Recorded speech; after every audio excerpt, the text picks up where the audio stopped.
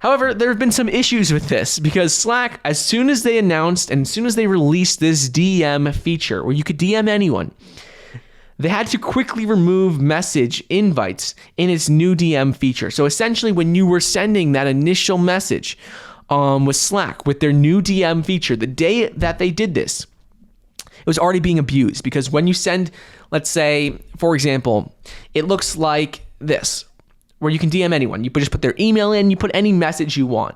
But the problem with this is that people were already abusing it, and there was already issues of people being harassed because the way that Slack works is you essentially can't block these emails. You can't block anything. You're going to get this email saying that you have a new DM from someone on Slack, and do you want to accept or decline the invitation? And so now they remove the feature to actually be able to include a message because people were already being harassed. And the problem with this is that you couldn't block this in Slack. You couldn't block your email from receiving it from, let's say, whoever's harassing you. And that person could just keep sending you invites with new messages. So now they had to delete that entirely because the way Slack works is essentially you can't block it. You can't block your email from getting these DM invitations. So now they had to block that. You can no longer...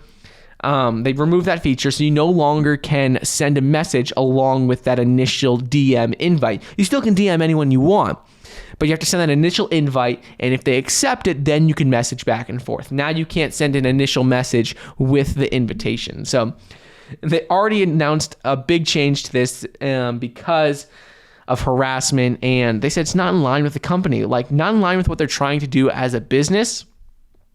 Their business is trying to be, a safe place to message and communicate in your business with other businesses that you're working with.